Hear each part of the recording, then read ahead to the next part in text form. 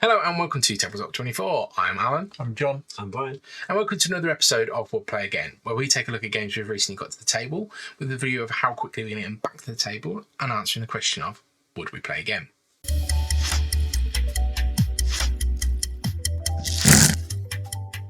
Today we have Songbirds from Daily Magic Games. Songbirds is a hand-shedding game with a sort of logic puzzle built into it, whereby you are placing cards out of your hand onto the table, and you will be gaining, the birds themselves will be gaining points. And when a row is completed, they will score. And at the end of the game, you will have one card left in your hand.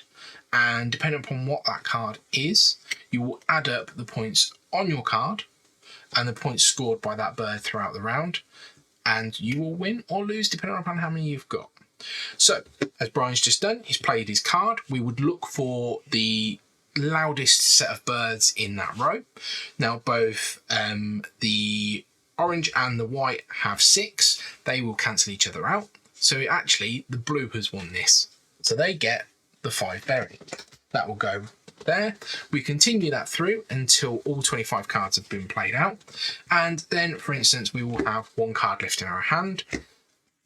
Play out the card, we reveal it, and we would get the total number of points on that card plus however many berries are out there. So I would score 8 points in this example.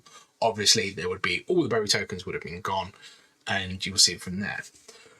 So fairly quick and easy gameplay. There are a couple of variants in the box, a few sort of extra expansions, nothing too arduous. There's a couple of extra cards that dictate the way the game's played. So, for instance, you must play lower cards to the right or higher cards to the left and such forth like that. But that just adds a little bit of variety in there. But, John, your game? Yeah, my game. It's a lovely game. It's lovely to look at. The birds are absolutely gorgeous. I mean, all the ones... all the numbered cards mirror each other. So all the ones at that kind of position, all the 2s are hanging onto a branch, etc., etc. And it's just a lovely little game to get to the table. It sits in that wheelhouse with Scout and Arboretum, and it's quite further on into the game. It's quite a brain-burny little tight strategic game.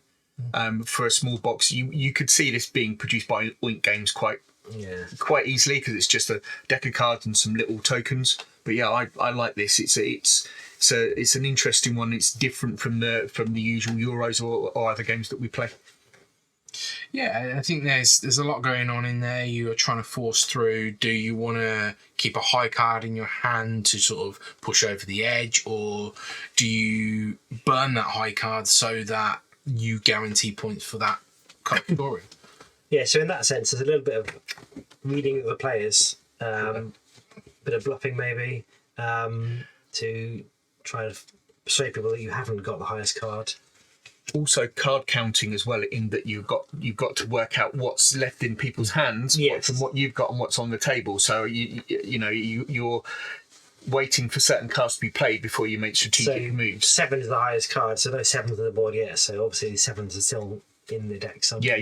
Yeah, you do want to save the higher cards for the more point scoring. Yeah, and then when you get to those last couple of cards in hand, you go, right, okay, what's out on the board? What have people pushed to? Are they holding something?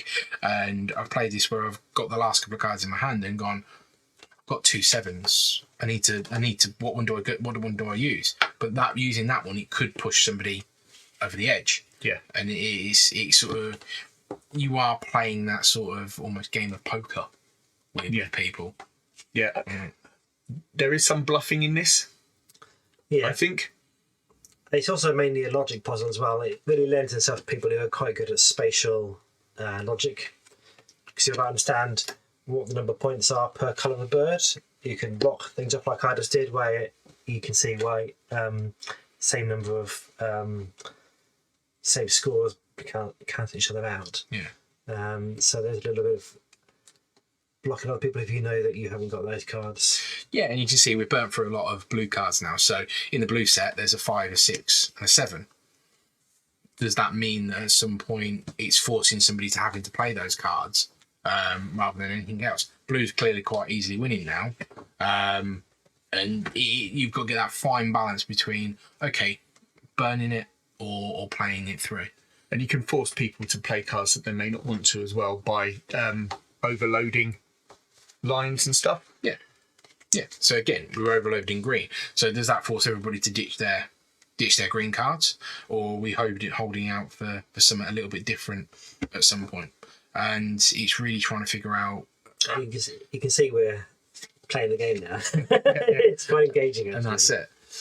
I think there is an element of luck of the draw here. You're dealing out the cards on the deck, and if I'm sitting on a handful of sevens, maybe I'm sitting sweet at some point. I mean, it means I've got a difficult choice. Yeah, because it means I've got to make the choice between the four. If you've sat on a run and you manage to get dealt all 7 of one colour, you can then decide where those cards go. So there's a little bit of that, but this is a filler game. It's meant to be over in sort of 10 minutes. I mean, we can see we're going through now. We've only been sort of on for about 5 minutes. We're already halfway through the round. So it's quick. You're not good. That look at the draw. It's not going to last long. Yeah. But saying it's a filler game, I think 2 or 3 games of this is enough, and much the same as a full game of Scout would be, or a couple of hands of Arboretum.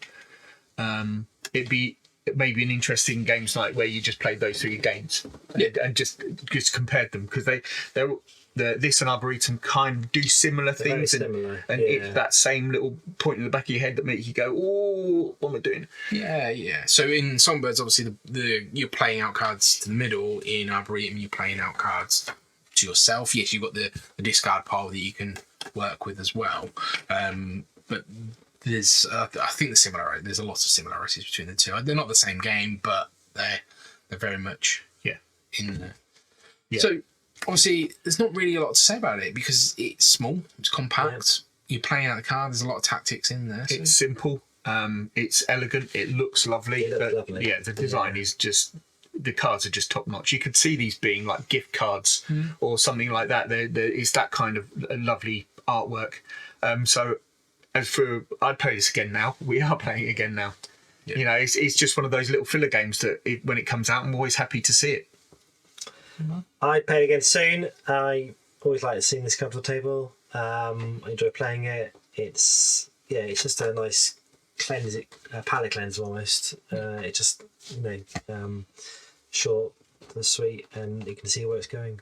Yeah, I play again. We're quite clearly probably going to be playing this now and finishing this up after we finished recording. But for me, it sits in that filler role.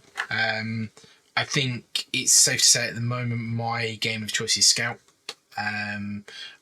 I see the benefits of this. So, and we was having a conversation just before. It's like, okay, so you've got Arboretum, Scout, and Songbirds. You're not necessarily taking all 3 of them to a games night unless you're intending to play smaller games. You're going to take them as we finished 20 minutes earlier than we intended to fancy a game, or we're in between 2 games. So I think for me, it's choosing between those at the moment, and I think for me it would be Scout, mainly because I own Scout, I don't own Songbird, and also I think I like the gameplay in Scout a little bit better, but that's not detracting anything from this. It's lovely published, it's got a lot of thought in place to it, and I think I could quite easily interchange any of those 3 games. Yeah. All right, so that brings us to the end of our episode of We'll Play Again. Thanks for watching along. Check out other videos on the channel, give us a like and a subscribe, and we will catch you next time. Take care. Cheerio. Goodbye.